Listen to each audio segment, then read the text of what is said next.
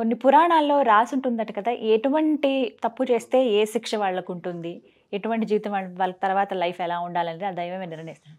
ఆ పురాణాల్లో ఏమని రాసుంటుందో వివరిస్తారా? ఎటువంటి తప్పులు చేస్తే ఎలాంటి లైఫ్ వస్తుంది అని? గరుడ పురాణం అనేదే ఒక పురాణం ఉంది. దాంట్లో ఏ ఏ పాపాలు చేస్తే ఏ ఏ శిక్షలు. ఒక భార్య భర్తతో కాకుండా ఇంకొకరిని కలిస్తే ఆ కలిసిన వాణి రూపంతో ఒక ఇనుప విగ్రహాన్ని తయారు చేసి కాల్చి దాన్ని కౌగలించుకోమంటారు. అట్లాంటి శిక్షలు ఉంటాయి.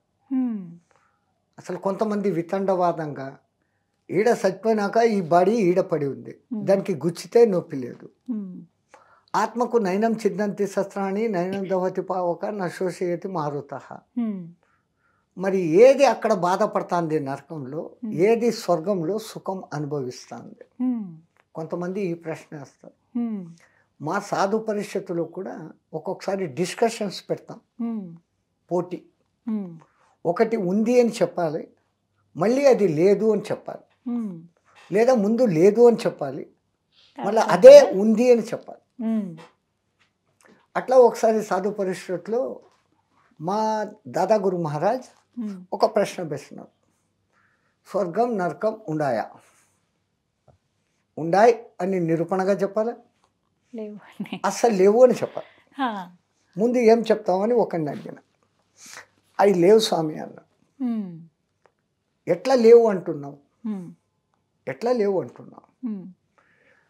మనుషుల్లో తప్పులు చేయకుండా ఉండేదానికి నరకం అనే భయం, మంచి పనులు చేసి ఎంకరేజ్ చేసేదానికి స్వర్గం అనేది కల్పించారు.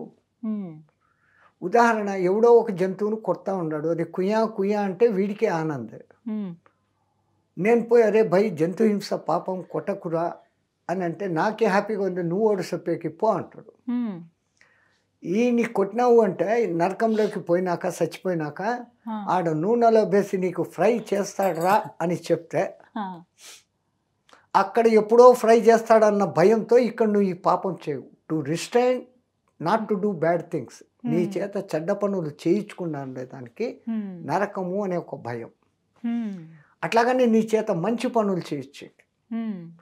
ఎవడో నా దగ్గరికి ఆకలిగా ఉన్నాను భోజనం పెట్టు అన్నాడు, నా దగ్గర పైసా లేదు, ఆడ పక్కన వాడి దగ్గర ఇంత కట్ట ఉంది, నేను పోయి భయ్ వానికి ఎంత కొంచెం భోజనం పెట్టు పెడితే నువ్వు పెట్టు, నాకేం, నేను పెట్టాను పో అంటాడు. ఆకలితో ఉన్నవానికి భోజనం పెడితే నువ్వు చచ్చిపోయినాక రంబ డ్యాన్స్ చూడొచ్చు అని చెప్తే వీడు చచ్చినాక చూసి ఆ రంబ డ్యాన్స్ కోసం ఈడ వీడికి ఫుల్ మీల్స్ పెడతాడు, కొంచెం పెట్టాడు. ఈ ఆత్మకు వాసనలు అంటుకుంటాయి. 70 ఏళ్ళు 80 ఏళ్ళు 100 ఏళ్ళు 20 ఏళ్ళు వాట్ ఎవర్ ఒక బాడీలో ఉన్నంత వరకు ఎంత సాక్షిభూతంగా ఆత్మ ఉన్నప్పటికీ మనస్సుకు లొంగి ఉంటుంది. మనస్సు ఎక్కువ డామినేట్ చేస్తూ ఉంటుంది. ఇది చెప్తూ ఉంటుంది not to do, don't do, చెయ్యొద్దు అని. ఆ చెప్పేది ఆత్మ. నీకేం తెలుసు నేను ఇట్లా చేస్తాను అనేది మన మనస్సు. మనం మనసుకే ఎక్కువ లొంగుతాం.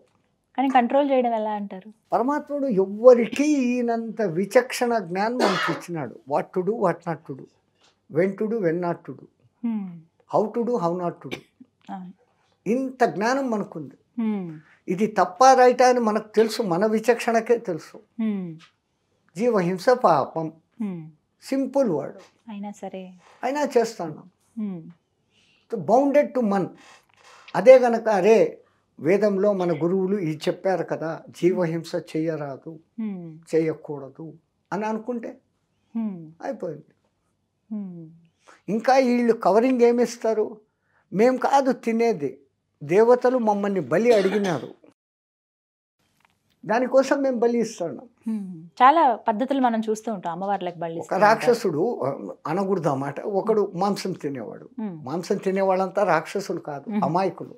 వాళ్ళకి ఇంకా తెల్లే. వాడికేమో కోడి తినాలని ఆశ, ఆ రోజే తినాలని. ఇంట్లో వాళ్ళు వద్దు అన్నారు. వీడు వెంటనే పూనకం వచ్చినట్లు నాకు కోడి ఇస్తారా లేదా, కోడి ఇస్తారా లేదా అంటాడు. ఆ జనాలంతా అమ్మ ఇస్తాము అని కోడికి వస్తారు. కోడి అమ్మకు బలి ఇచ్చినాక దాన్ని ఇంటికి తెచ్చి నువ్వు వండి తింటాను.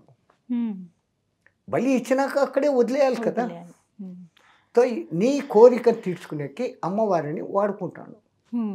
కానీ దేవతలు బలి అడుగుతారమ్మా, అవునా? వాళ్ళు అడిగే బలి వేరే, దాని అర్థం వేరే, మనం ఆ అర్థం చేసుకోవడం లేదు. అంటే ఏ విధంగా? మనలో ఒక కోడి, ఒక మేక, ఒక దున్నపోతు ఉన్నాయి. ఎక్కువ దేవతలు ఈ మూడే అడుగుతారు. అవునా? అవును, ఇవే చూస్తాం. కోడి ఏమంటా ఉంటాడు? కొక్కురో కొక్కో. కోరిక కోరిక కోరిక. మనం ఎంతసేపు ఈ కోడిలో ఉన్నాం. నీలో ఉన్న ఈ కోరికలు అనే కోడిని నాకు బలి ఇచ్చాయి. నువ్వు ఎంత లెస్ అండ్ కోరికలు చేసుకున్నావో అంత ఫ్రీ లైఫ్ ఉంటావు. ఇంకోని కంపేర్ చేసి వాడిలాగా నేను ఉండాలా, వాడు ఫోర్డ్ కొన్నాడు నేను బెంజ్ కొనాలా, ఈ కాంపిటీషన్లో నీ లైఫ్ పోతా ఉంది ఇక్కడ. ఆ ఎర్నింగ్ సో సాటిస్ఫై, దేవుడు నాకు ఇది ఇచ్చినాడు, ఐఎమ్ హ్యాపీ విత్ దిస్. పక్కన వానికి సైకిల్ మోటార్ ఉంది, నాకు కార్ ఉంది, ఐఎమ్ గ్రేట్. అట్లా కంపేర్ చేసుకో, దీనికి అంతం లేదు. ఆ కోరికలు నువ్వు ఎంత రెడ్యూస్ చేసుకుంటే నువ్వు అంతం పోతావు. సో ఆ కోరికలు, విపరీతమైన కోరికలు, అర్థం లేని కోరికలు అనే కోడిని మాకు బలి. అట్లాగనే మేకగాడు ఎప్పుడు ఏమంత అంటాడు? మై నాది, నేను, నాకు. ముందు నాది, ఆఖరికి నాకు అంటాడు. ఇంకా నాకోవడమే జీవితం అంతా. సో ఆ మేకను బలి. నాది కాదు, మనది. ఇంకా మిగతా ఏ జంతువులకు లేని మానవులకు ఇంత బుద్ధి ఉంది. మనమంతా ఒక్కటే, కలిసి ఉండి పెరుగుతాం. నీ ఉన్నతికి నేను, నా ఉన్నతికి నేను. మన శాంతి మంత్రాలన్నీ ఎంత గొప్పగా ఉన్నాయి. సహనావతు సహనో భునక్తు సహవీర్యం కరవావహై తేజస్వినావధీతమస్తు మా విద్విషావహై. ఓం శాంతి శాంతి శాంతి. మన సంస్కారం అంత గొప్పగా చెప్పింది. ఆ దిక్కుమాలిన విదేశీ దండయాత్రలు మన మీద పడి ఒకళ్ళేమో వేదాలను తగలబెట్టారు. 3 ఏళ్ళు కాలిన నలంద తక్షశిల విశ్వవిద్యాలయాలు ఉన్న ఆ మహత్తర గ్రంథాలు 3 ఏళ్ళు తగలబడినాయి. ప్రాణాలకు తెగించి లోపలికి పోయి తెచ్చినారో అది మనకు మిగిలి ఉంది. ఆ మిగిలి ఉన్నదే పూర్తిగా 4 వేదాలు నేర్చుకోవాలంటే ఒక్కొక్క వేదానికి 12 ఏళ్ళు టైం పడుతుంది. మిగిలి ఉన్నదే పూర్తి ఉంటే అసలు ఎన్నేళ్ళు పట్టేవో. ఋగ్వేదము 21 కాండలు, మనకి ఇప్పుడు అవైలబుల్తో ఉండేది 2. 2 ఏళ్ళకే ఈ 2 నేర్చుకునేకి మీకు 12 ఏళ్ళు పడుతుంది. అథర్వణ వేదం 108 శాఖలు, ఇప్పుడు 4, 5 ఉన్నాయి. సామవేదము అంతే, అన్నిటికన్నా ఎక్కువ సామవేదం గానాలు వేల సంఖ్యలో ఉండేటివి. ఇప్పుడు 6, 7 ఉన్నాయి. అథర్వణ వేదము అంతే. వాళ్ళు అది ధ్వంసం చేసి ఆ తర్వాత వచ్చిన వాళ్ళు గురుకుల పాఠశాల వ్యవస్థను ధ్వంసం చేసి ఈ దిక్కుమాలిన ఏబిసిలు పెట్టినారు మన ఎత్తిన. ఏ ఫార్ యాపిల్ తిండి తిను, బి ఫార్ బ్యాట్ ఆడుకో, తర్వాత పిల్లులు కుక్కలు, C for cat, D for dog. ఇవే నేర్చుకుంటూ వస్తున్నాం మనం. ఇప్పుడు అదే గ్రేట్. ఇంగ్లీష్ రాకపోతే వాడంత చదవలేడు, కంపల్సరీ అయిపోయింది. మన దేశ భాష ఏమైపోయింది? మన దేశ భాష ఏదమ్మా? తెలుగు. మీ ఆంధ్ర భాష अपना पूरा भारत देश का हिंदी సంస్కృత్. మనం సంస్కృతాన్ని మర్చిపోయాం. సంస్కృతం చదివితే నీకు వేదం అర్థమవుతుంది. సంస్కృతం నేర్చుకుంటే సంస్కృతం ఒక సబ్జెక్టుగా మాత్రమే ఉండిపోయింది అంతే. అది కూడా కొంతవరకేనండి. పాపం చాలామంది అల్లాడుతూ ఉన్నారు. ఇప్పటికీ ఆ సంస్కృతాన్ని బతికి ఈ మాత్రం అన్నా ఉంది అంటే అటువంటి మహానుభావుల పుణ్యం. బాసరలో ఇప్పుడు ఒక మహానుభావుడు ఉన్నాడు, వేద పాఠశాల నడుపుతున్నాడు. ప్రతిరోజు సాయంత్రం గంగా హారతి ఇస్తాడు, గోదావరి హారతి ఇస్తాడు. అనేక మంది విద్యార్థులను గురుకుల వ్యవస్థ పద్ధతిలోనే హాల్లో కూర్చోపెట్టి, బెంచీలు ఏసీ లేదు, కింద చెట్ల కింద ప్రకృతిలో నది ఒడ్డున ఇన్ని గంటలకు ఇది చెప్పాలి. 24 గంటలు వాళ్ళ మీద ఫోర్స్ లేదు. ఆడుకోండి, తిరగండి, పనులు చేయండి, యజ్ఞాలు చేయండి, ఇది చదువుకోండి ఆయన చెప్పించి నేర్పిస్తూ ఉన్నారు. అట్లాంటి వాళ్ళు ఎంతోమంది ఉన్నారు. కాశీలో అనేక ఉన్నాయి. సంస్కృత విద్యాలయమే ఉంది. కర్మ మన దేశానికి నా మాతృభాష. జర్మన్స్ జర్మన్లో మాట్లాడతారు, ఇటాలియన్స్ ఇటాలియన్లో మాట్లాడతారు, ఫ్రెంచ్లో మాట్లాడతాడు, చైనీస్ మాండేరియన్లో మాట్లాడతాడు. మనం ఏది మాట్లాడతాం? నా తెలుగు, నా కన్నడ, నా మలయాళం, నా మరాఠీ, నా గుజరాతీ, నా Bengali. Each state is having its own language. What is the use? కూపస్థ మండూక్, బాయిలో కప్పు. నీకు ఈ తెలుగులో నీకు తెలిసినంతనే నీకు తెలుసు. సంస్కృతంలో అనంతం ఉంది. అనంతం.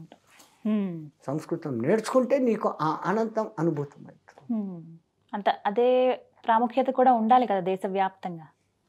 మారాలి, వ్యవస్థ మారాలి. మనకంటూ ఒక భాష లేదే ఎంత అవమానకరమైన విషయం ఇది అనేది మన బుద్ధిలోకి వస్తే కంపల్సరీ చేసేయాలి. No compromise.